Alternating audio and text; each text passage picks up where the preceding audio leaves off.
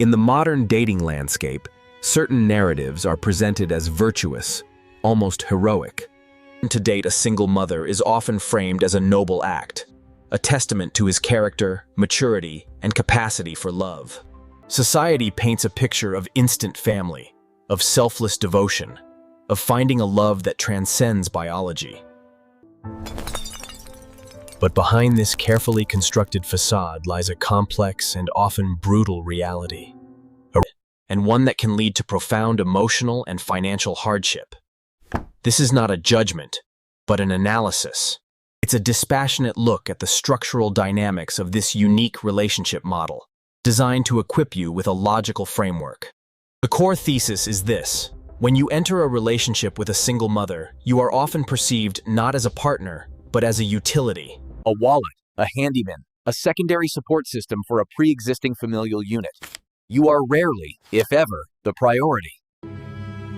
This isn't born from malice, but from an unchangeable biological and emotional imperative.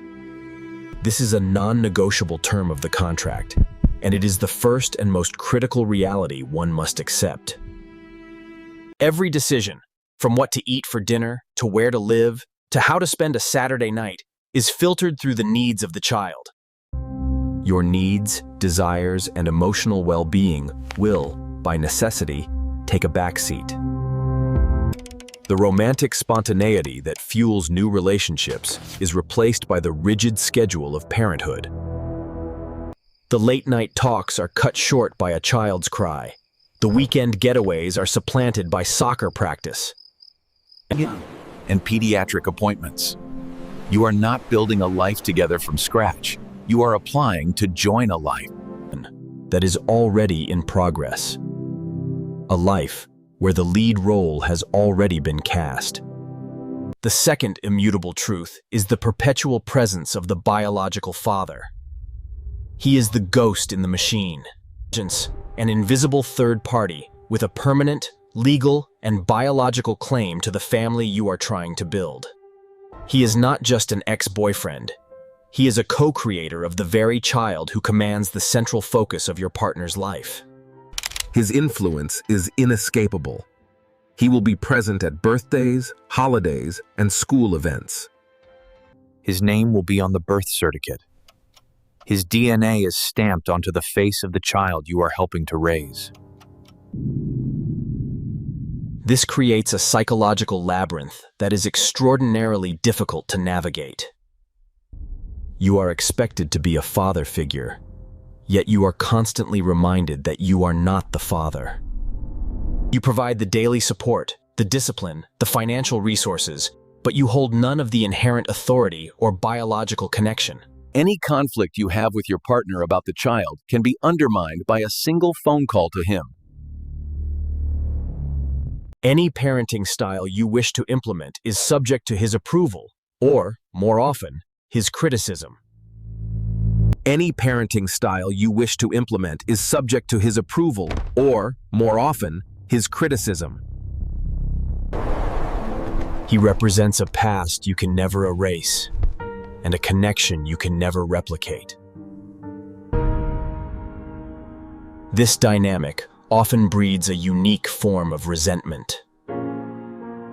You invest your time, energy, and love into a child, only to have your position feel conditional, temporary, or secondary.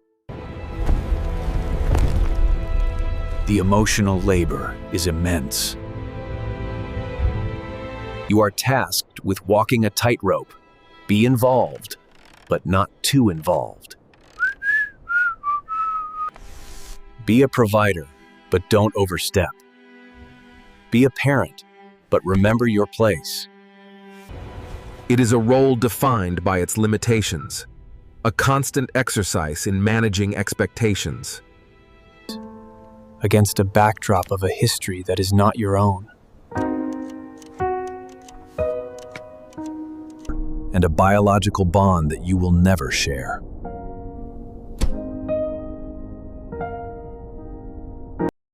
Let's address the most pragmatic and often most uncomfortable element: the financial reality. When you date a single mother, you are, in effect, subsidizing another man's child. This statement is not intended to be cruel, but to be clinically accurate. The costs associated with raising a child are substantial, from daily necessities like food and clothing to long-term expenses like education and healthcare. While child support may exist, it rarely covers the full spectrum of costs. The gap is invariably filled by the mother's income, which, by extension, becomes supplemented by your own. Your financial resources are no longer just for you, or for building a future with a partner. This financial integration happens subtly at first, then all at once. It starts with paying for meals out, buying groceries for the household, or purchasing a gift for the child. Soon, you find yourself contributing to larger expenses, a portion of the rent or mortgage, a car repair, a medical bill. You are investing in an asset that can never be truly yours. Unlike a biological father, you have no legal rights or claims. If the relationship ends, every dollar you have spent is gone. It is a high-risk, zero-equity investment. This creates a silent, corrosive pressure. You may feel a sense of obligation, but also a growing awareness of the asymmetry of the arrangement. You are providing the resources of a father without the recognition, the rights, or the biological imperative that drives such sacrifice. It turns the relationship into a transaction, whether spoken or not, where your value becomes increasingly tied to your financial utility. You cease to be seen solely as a romantic partner, and begin to be viewed through the lens of a provider.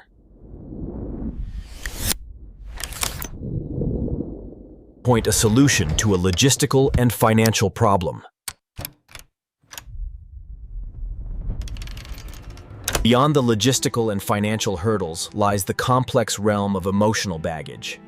A single mother is not a blank slate. She is, by definition, the survivor of a failed relationship. A relationship significant enough to produce a child. That experience, whether it ended due to betrayal, incompatibility, or tragedy, leaves deep and lasting scars. You are not just dating her. You are dating her history, her trauma, and her defense mechanisms. She may have been hurt before, and her primary instinct is now to protect not only her own heart, but more importantly, her child's.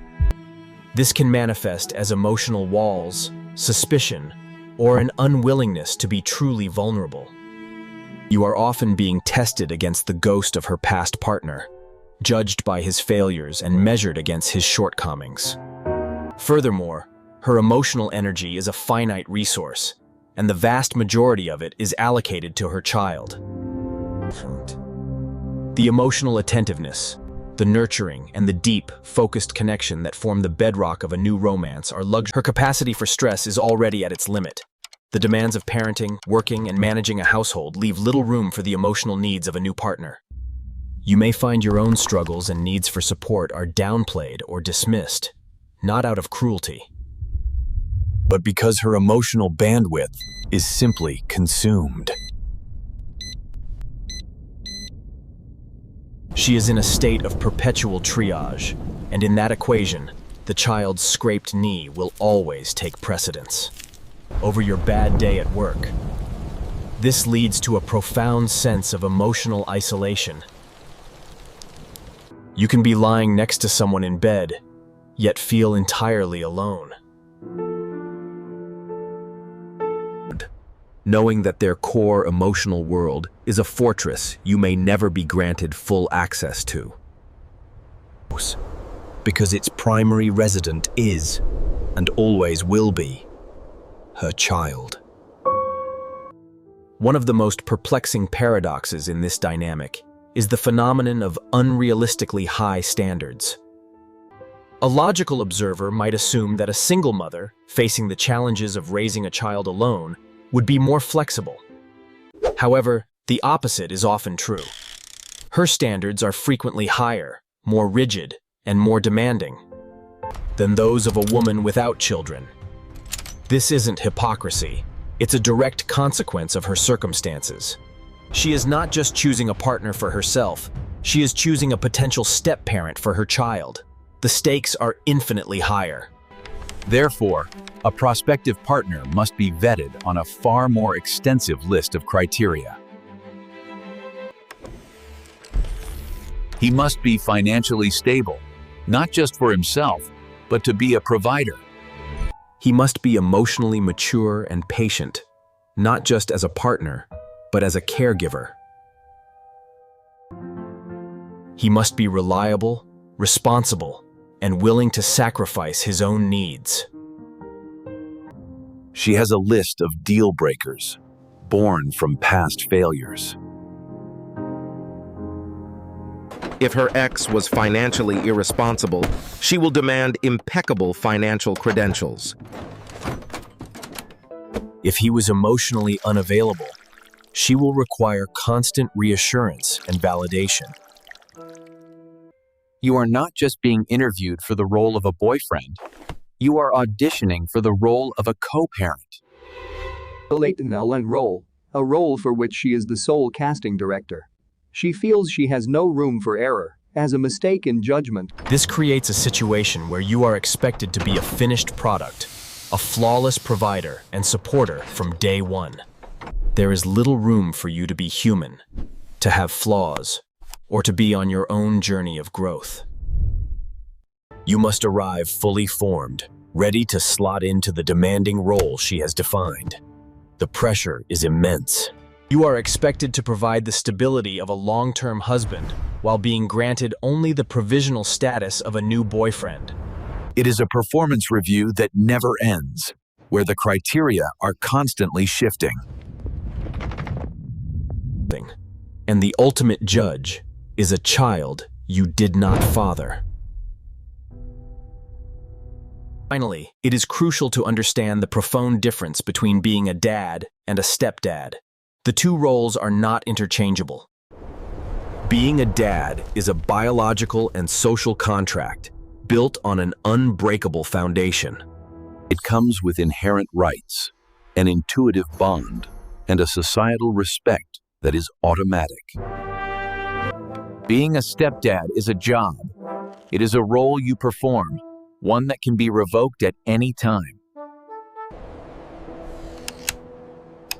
The love you give is conditional on your relationship with the mother. The authority you have is borrowed. The respect you receive is earned daily and can be lost in an instant. This distinction is the source of a deep, existential friction. You perform the duties of a father, but you will never hold the title in its truest sense. In moments of conflict, the phrase, "You're not my real dad," can be weaponized. So, what is the logical framework for evaluating this high-risk relationship?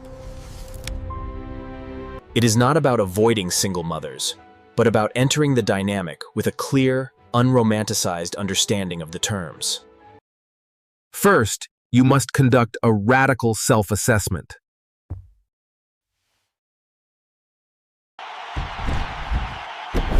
Are you truly prepared to be a secondary priority for the foreseeable future?